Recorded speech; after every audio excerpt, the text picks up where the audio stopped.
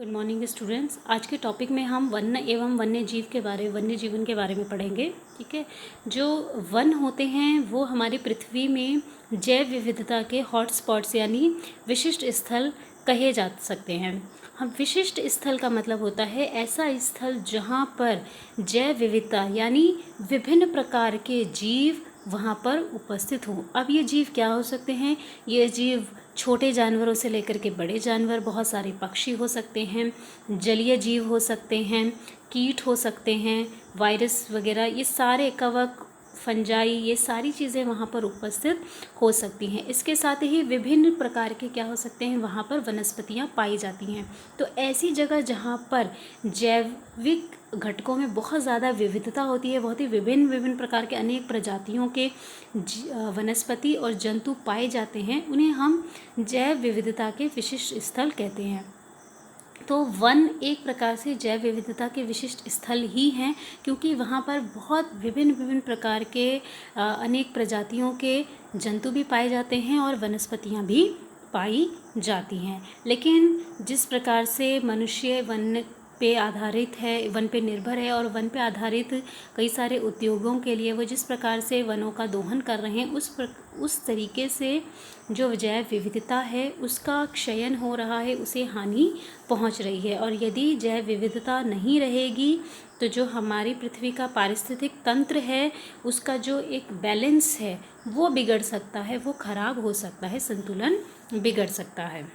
ठीक है, तो वनों पे अगर हम बात करें तो वनों पे ये देखना कि वन हमारे लिए किस प्रकार से उपयोगी, उसे समझने के लिए हमें ये भी जानना पड़ेगा कि आखिर वनों का उपयोग हम लोग किस प्रकार से करते हैं। तो जिस प्रकार से हम लोगों की वनों पर निर्भरता है उस आधार पे वनों के मुख्यतः 4 स्टेक होल्डर हो सकते हैं, यानी 4 दावेदार हो सकते हैं। दावेदार का मतलब ये है कि जो वनों पर किसी न किसी प्रकार से प्रत्यक्ष या परोक्ष रूप से निर्भर हैं या उनसे जुड़े हुए हैं, उन्हें हम स्टेक होल्डर या दावेदार कह सकते हैं। तो आप इसमें हेडिंग लिखेंगे वनों के स्टेक होल्डर यानी दावेदार। ठीक है, तो इसमें सबसे पहले आते हैं वन के अंदर एवं इसके निकट रहने वाले लोग अपनी अनेक आवश्यकताओं के लिए वन पर निर्भर रहते हैं। तो आपने देखा होगा कि कई जनजाति ऐसी होती हैं, या जब मानव विकास भी अगर आप जानेंगे तो सबसे पहले हम लोग वनों में ही रहते थे, धीरे धीरे गांव बसे, गांव के बाद नगर बसे। अभी भी कई ऐसी जनजाति हैं जो वनों के अंदर ही निवास करती हैं और वो अपनी जीवन शैली जीने के लिए या उनका जीवन जिस तरीके से वो जीते हैं अपनी आवश्यकताओं के लिए, वो वनों पर बहुत ज़्यादा निर्भर होते हैं। इसमें आपने लिखना है, फर्स्ट पॉइंट के लिए आप लिखेंगे स्थानीय लोगों, या लोगों की जगह आप लिखिएगा स्थानीय लोग ईंधन के लिए, स्थानीय लोग ईंधन के लिए, कॉमा करके लिखते जाएंगे सारा, जलाऊ लकड़ी, छोटी लकड़ियाँ एवं छाजन के लिए वनों पर निर्भर रहते हैं। सेकंड पॉइंट जो आप इसी में लिखेंगे वो है स्थानीय लोग निम्न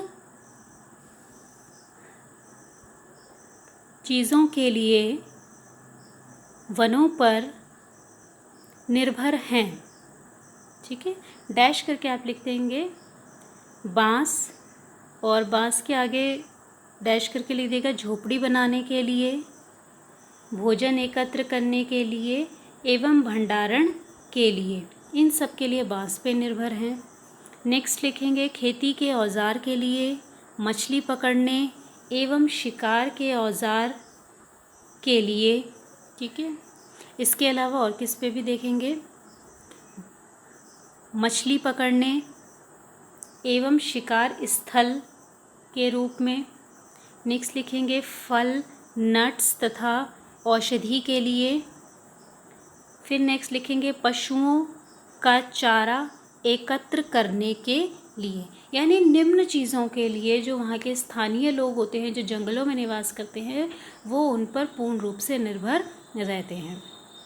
ये जो स्थानीय लोग होते हैं ये वनों को नुकसान नहीं पहुंचाते हैं, हालांकि ये वनों से उपभोग करते हैं, वहाँ की वस्तुओं का उपयोग करते हैं, लेकिन ये उन वनों में जो वृक्ष हैं या जो उनके संसाधनों का उपयोग करते हैं ये एक निश्चित सीमा तक उसका उपयोग करते हैं, बहुत ज़्यादा उसका दोहन नहीं करते हैं और उसे सुरक्षित रखते हैं, वहाँ के पारिस्थितिक तंत्र को वो संतुलित बना करके रखते हैं।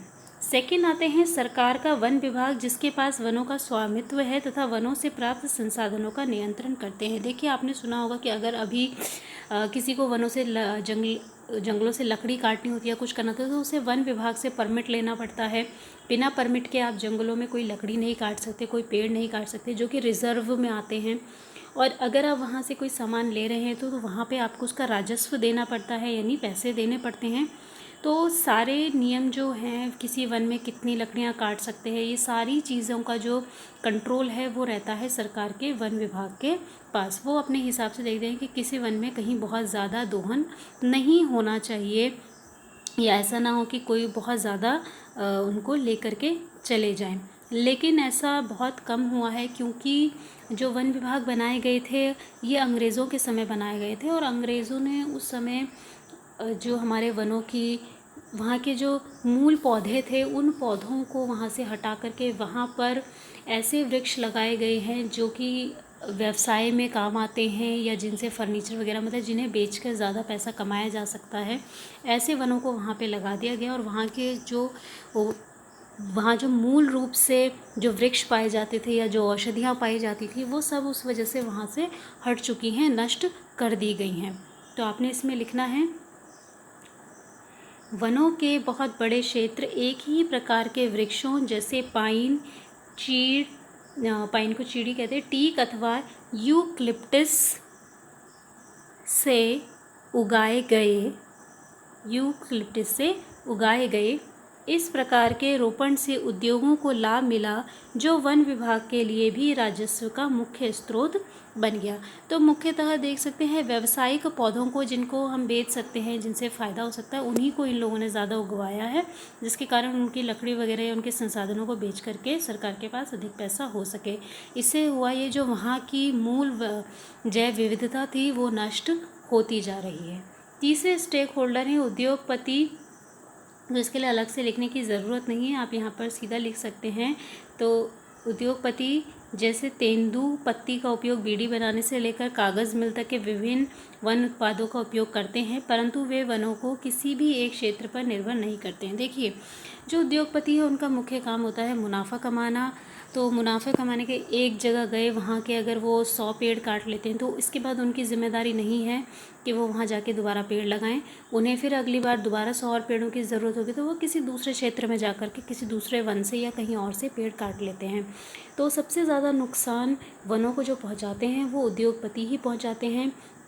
सिर्फ वहाँ से पेड़ काट के ले जाते हैं, वहाँ के संसाधनों को ले जाते हैं और उसके बाद वहाँ का जो पारिस्थितिक तंत्र उनके द्वारा उसका संतुलन बिगाड़ दिया जाता है, उसके लिए वो कोई कार्य नहीं करते हैं। तो सबसे ज़्यादा नुकसान उद्योगपति ही पहुँचाते हैं। लास्ट वाले हैं वन्य जीवन एवं प्रकृति प्रेमी, जो प्रकृति का संरक्षण इसकी आद्य अवस्था में करना चाहते हैं। देखिए जो वन्य जीवन और प्रकृति प्रेमी होते हैं ये ज़रूरी नहीं कि वहाँ के स्थानीय लोग ही हों, ये कहीं के भी लोग हो सकते हैं, कोई भी हो सकता है जो वन्य जीवन को संरक्षण पहुँचाना चाहते हैं, बचाना चाहते हैं। इनका मुख्य उद्देश्य यही होता है कि वे किसी न किसी प्रकार से वनों को बचा सकें। तो इसमें आपने लिखना है प्रकृति एवं वन्य जीव प्रेमी जो वन पर निर्भर तो नहीं है, यानी मुख्य रूप से वो बहुत ज़्यादा वनों पर निर्भर नहीं है, लेकिन फिर भी वो वनों के प्रबंधन में उनकी बात को बहुत महत्व दिया जाता है, क्योंकि ये ऐसे तरीके सुझाते हैं जिस प्रकार से व्यवसाय भी बना रहे और वहाँ के जो स्थानीय लोग हैं उन्हें भी उसका कोई ना कोई फ़ायदा मिले। और तीसरा ये कि वनों को सुरक्षित या संरक्षित रखा जा सके।